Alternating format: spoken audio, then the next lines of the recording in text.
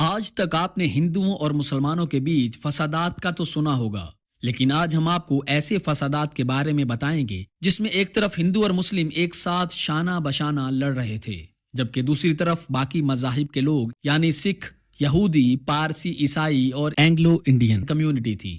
فسادات تھمنے کا نام نہیں لے رہے تھے۔ یہ فسادات کیسے شروع ہوئے؟ ان فسادات کی کیا وجوہات تھی؟ اور یہی پہلی دفعہ تھا جب گاندھی جی اقلیتوں کے تحفظ کے لیے اپنا سب سے ایفیکٹو احتجاجی ہتھیار یعنی بھوک ہڑتال استعمال کرنے لگے۔ 1921 میں بمبئی شہر، جسے اب ممبئی کے نام سے جانا جاتا ہے، برطانوی ہندوستان کی تاریخ کے ایسے ہی انوکھے ترین فسادات کا شکار ہوا تھا۔ برطانیہ کے پرنس آف ویلز کے دورہ بمبئی سے شروع ہونے والے ان فسادات کی انوکھی بات یہ تھی کہ مسلمان اور ہندو شانہ بشانہ ہو کر شہر میں آباد اقلیتی قوموں کے خلاف لڑ رہے تھے۔ لیکن اس سے پہلے یہ جانتے ہیں کہ یہ حالات بنے کیسے۔ جلیانوالہ باغ انسیڈنٹ تو کافی لوگوں کو پتا ہے، جن کو نہیں پتا ان کو بتاتے چلیں کہ 1919 میں بر صغیر میں جب انگریزوں کی حکومت تھی تو اس دوران پرامن ہندوستانی احتجاجیوں پر گولیاں چلا دی گئی تھیں، جس کے نتیجے میں سینکڑوں لوگ جان کی بازی ہار گئے تھے، جس کی وجہ سے بر صغیر کے عوام میں غصے اور پریشانی کی ایک لہر تھی۔ اس کے علاوہ 1921 کے ان فسادات کا مرکز 3 شخصیات تھیں، جن میں سے ایک مستقبل کے برطانیہ کے بادشاہ پرنس آف ویلز تھے، ایک ہندوستان کی آزادی کے سرکردہ رہنما موہن داس کرم چند گاندھی اور ایک زوال پذیر سلطنت عثمانیہ کے سلطان تھے۔ جیسے یہ شخصیات مختلف تھیں، ویسے ہی ان فسادات کے پیچھے کار فرما مقاصد اور نظریات بھی ایک دوسرے سے مختلف تھے۔ ایک طرف گاندھی جی کا سوراج اور سوادیش کا نعرہ تھا تو دوسری طرف مسلمانوں کی تحریک خلافت۔ ایک اور متنازع معاملہ شراب کی ممانعت کا بھی تھا، جس نے فسادات کے دوران عملاً جلتی پر تیل کا کام کیا۔ 1921 میں مستقبل کے بادشاہ پرنس آف ویلز نے برطانوی ہندوستان کے دورے کا فیصلہ کیا۔ ہندوستان میں سیاسی طور پر یہ کافی متحرک وقت تھا۔ ایک طرف گاندھی جی کی عدم تعاون کی تحریک عروج پر تھی تو دوسری طرف پہلی جنگ عظیم میں ترکی کی شکست کے بعد خلافت کے حق میں مسلمانوں کی تحریک بھی جاری تھی، یعنی برطانوی راج کو ہندوستان میں ایک عرصے بعد ایک بڑے چیلنج کا سامنا تھا۔ ہندوستان میں مسلمانوں کو اس بات کا خدشہ تھا کہ برطانیہ سلطنت عثمانیہ کو شکست دینے کے بعد نظام خلافت بزور بازو ختم کرنے والا ہے۔ انہی حالات میں ہندو مسلمان اتحاد کا نعرہ لگا کر گاندھی جی نے تحریک خلافت کے سرکردہ رہنماؤں کا ساتھ دینا شروع کیا۔ پرنس آف ویلز کا خیال تھا کہ ایسے وقت میں ہندوستان کے دورے سے عدم تعاون تحریک کمزور ہوگی اور برطانوی راج کے حامیوں کو بھی حوصلہ ملے گا۔ پرنس آف ویلز اور برٹش اسٹیبلشمنٹ کا خیال تھا کہ ان کے اس دورہ ہندوستان سے برطانوی سلطنت کے اقتدار کو مضبوطی ملے گی۔ ان کا خیال تھا کہ اس دورہ سے ہندوستانی عوام میں ایسا تاثر جائے گا جس سے لوگ یہ سمجھیں گے کہ برٹش گورنمنٹ ان کی حقیقی نمائندہ اور ان کی ویلفیئر اور ترقی کے لیے بہت ضروری ہے۔ لیکن دوسری طرف مہاتما گاندھی اور تحریک خلافت کے رہنماؤں نے نہایت ذہانت سے پرنس آف ویلز کے اس دورے کو ناکام بنانے کے لیے اپنی اسٹریٹجی بنا لی تاکہ برطانوی شہزادے کا یہ دورہ برطانوی سلطنت کے تابوت میں آخری کیل ثابت ہو پائے۔ پرنس آف ویلز کے دورے کے اعلان کے ساتھ ہی کانگریس جماعت نے بمبئی میں ان کی آمد پر ہڑتال کے ساتھ ساتھ غیر ملکی کپڑا جلانے کا اعلان بھی کیا، جسے برطانوی سامراجیت کی علامت تصور کیا جاتا تھا۔ اس اعلان کے بعد بر صغیر میں ہندوؤں اور مسلمانوں نے غیر ملکی کپڑا جلانا شروع کر دیا۔ لوگوں نے کپڑے کو نالیوں میں بہا دیا۔ اس عوامی بائیکاٹ کی وجہ سے بر صغیر میں غیر ملکی کپڑے کا کام بالکل ٹھپ ہو گیا اور اس سے لندن میں بیٹھے کپڑے کے ایکسپورٹرز کو بھی بھاری نقصان اٹھانا پڑا۔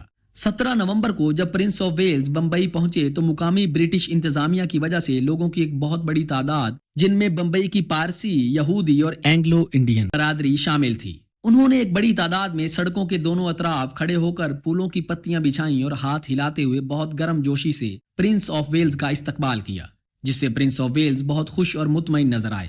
اسکول کی طالب علم پارسی بچیوں نے پرنس آف ویلز کے استقبال میں ایک روایتی رقص بھی پیش کیا تھا، اور اس سارے استقبال کی خبر جب مسلمانوں اور ہندوؤں تک پہنچی تو باوجود اس کے کہ گاندھی جی نے پرامن مظاہرے کی کال دی تھی، لیکن پھر بھی مظاہرین پرتشدد ہو گئے۔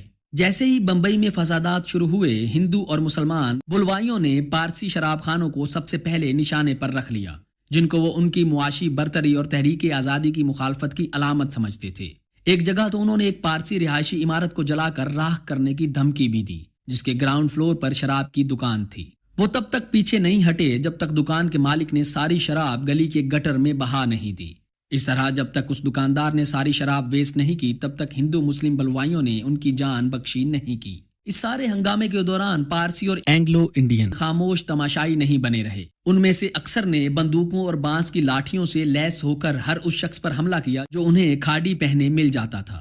اس کے بعد یہ سب بلوائی پارسیوں، یہودیوں اور اینگلو انڈین علاقوں کی طرف احتجاج کرتے ہوئے روانہ ہو گئے. اور اس جتھے میں موجود لوگوں کے پاس مختلف قسم کے ہتھیار تھے، جن میں کلہاڑیاں، تلواریں، لاٹھیاں اور کچھ کے پاس تو بندوقیں بھی تھیں. فساد کے دونوں فریقین کے درمیان تصادم سے لوٹ مار کا ایسا سلسلہ شروع ہوا جو کہ تھمنے کا نام نہیں لے رہا تھا. پارسیوں، یہودیوں اور انگلو انڈینز کی دکانوں کو ڈھونڈ ڈھونڈ کر نقصان پہنچایا گیا. ان کو آگ لگا دی گئی، ان کی املاک کو نقصان پہنچایا گیا. جس کسی نے بھی مزاحمت کی اس کو شدید تشدد اور ٹارچر کیا گیا. اس سب ہنگامے میں کئی معصوموں کی جانیں چلی گئیں. اس دن بمبئی کی سڑکوں پر لاقانونیت اور گنڈا گردی کا راج تھا. ہر طرف نفسا نفسی کا عالم تھا اور کوئی پوچھنے والا نہیں تھا. پولیس بھی خاموش تماشائی بن کر سارا تماشا دیکھ رہی تھی، کیونکہ پولیس فورس میں بہت بڑی تعداد ہندو اور مسلمز کی تھی. اس لیے ان کی سب ہمدردیاں ہندو مسلم اتحاد کے ساتھ تھی. سڑکوں پر لاوارش لاشیں پڑی تھیں جنہیں اٹھانے والا کوئی نہیں تھا. ایسے ظلم ہوئے کہ انسانیت کا سر بھی شرم سے جھک جائے.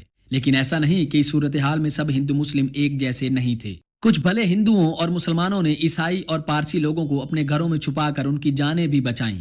اور جب یہ فسادات رکنے کا نام نہیں لے رہے تھے، ایسے میں لوگوں کی جان مال کا نقصان ہو رہا تھا، تو دوبارہ گاندھی جی نے مظاہرین سے پرامن رہنے کی اپیل کی. اور جب پھر بھی کوئی نتیجہ نہ نکلا تو گاندھی جی نے پہلی بار اعلان کیا کہ جب تک فسادات نہیں رکتے وہ بھوک ہڑتال کریں گے.